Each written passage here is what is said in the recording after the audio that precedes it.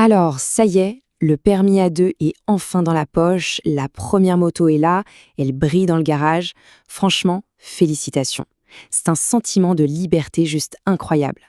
Mais bon, une fois l'euphorie passée, il y a cette petite question qui arrive très très vite. Et maintenant, on va où? C'est la grande question, pas vrai? On a une envie folle de rouler et d'avaler des kilomètres, mais en même temps, l'inconnu, ça peut être un peu intimidant. Surtout, pas de panique. On va voir ça ensemble, tranquillement, pour que le plaisir soit la seule chose qui compte. Bon, alors, pour les toutes premières sorties, les tout premiers tours de roue, ici, le mot d'ordre, c'est la simplicité. L'objectif, c'est pas de traverser la France du premier coup, c'est de prendre ses marques tout en douceur. L'idée, c'est de s'enlever toute pression. On commence par des petites sessions, genre 30-45 minutes, c'est parfait.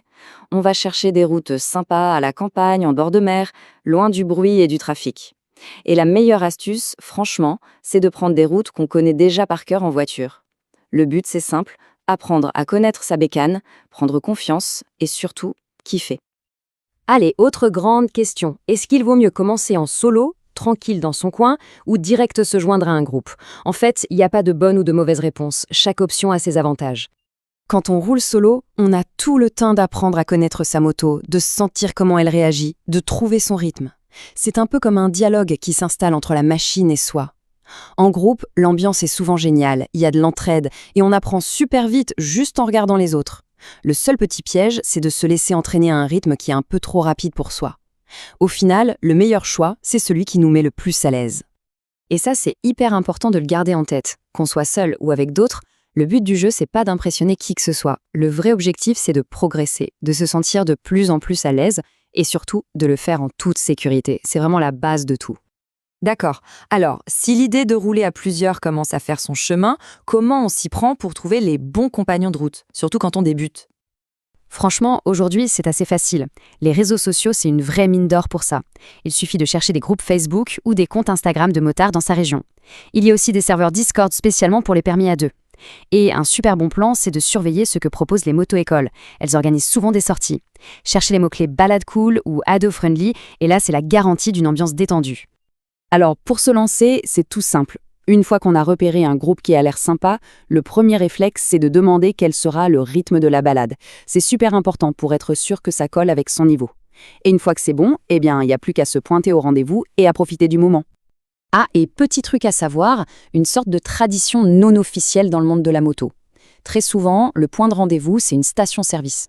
C'est pratique pour le plein, évidemment, mais c'est surtout l'occasion parfaite pour papoter un peu, faire connaissance et détendre l'atmosphère avant de partir. C'est vraiment là que le groupe commence à se souder. Passons maintenant aux outils qui peuvent vraiment nous faciliter la vie, parce que oui, un smartphone, ça peut devenir le meilleur ami du motard débutant.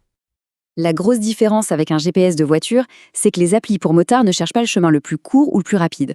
Non, elles cherchent le chemin le plus fun. Elles sont faites pour nous trouver les plus belles routes, les plus beaux virages, les paysages de dingue, bref, tout ce qui fait qu'une balade est réussie. Et regardez-moi ça, il suffit de jeter un œil à ces exemples de l'appli Liberty Rider pour comprendre. On a des road trips qui ont l'air incroyables, et tous sont bien indiqués comme niveau débutant. Que ce soit en Corse, dans le Vercors ou dans le Beaujolais, il y a des parcours de folie partout en France. Ça rend l'aventure tout de suite beaucoup plus concrète, non ? Mais le vrai plus de ces applications, le truc qui change tout, surtout au début, c'est la sécurité. Liberty Rider, par exemple, a une détection de chute. Si jamais il y a un accident, l'appli envoie automatiquement une alerte au secours avec la position GPS. Honnêtement, pour un motard qui débute, ça apporte une tranquillité d'esprit qui n'a pas de prix. Allez, un dernier conseil pour les sorties en groupe, et il est vraiment essentiel. Faut jamais hésiter à dire « Salut tout le monde, je débute ». Il n'y a aucune honte à avoir, c'est même tout le contraire. Un bon groupe de motards, un groupe bienveillant, s'adaptera toujours. Le chef de file ajustera le rythme, tout le monde fera un peu plus attention. La communication, c'est la clé pour que tout le monde passe un bon moment. Bon, on arrive tout doucement au bout. Pour résumer, voici quelques derniers petits conseils bien pratiques à garder dans un coin de sa tête avant d'enfourcher sa moto. 3 petits points, mais qui sont hyper importants.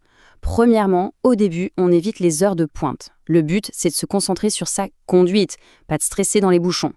Deuxièmement, on choisit un itinéraire qui va bien avec sa moto. Une route de montagne pleine de virages, c'est le rêve en roadster, mais en custom, c'est peut-être une autre histoire. Et enfin, on y va à son rythme, étape par étape. Et s'il n'y avait qu'une seule chose, une seule phrase à retenir de tout ça, ce serait celle-là. La confiance avant la vitesse.